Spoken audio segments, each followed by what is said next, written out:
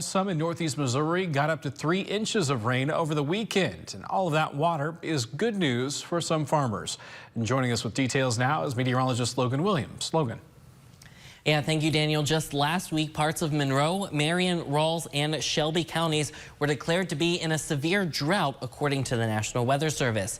Some areas were seeing rainfall amounts close to 3 to 4 inches below average. Staff with local agricultural industries in Monroe County, Missouri, say they were happy to see the rain return this weekend as the drought was starting to have an impact. We had crops that were starting to be affected in terms of they just weren't growing, and anything that was planted in the clay at a certain period, it was just struggling coming out of the ground because there wasn't enough moisture, and for a while there wasn't enough heat also. Now, despite the delays, they say there is still good foundations for crop yields later this year, as long as there are more timely showers. From the First Alert Weather Center, I'm meteorologist Logan Williams.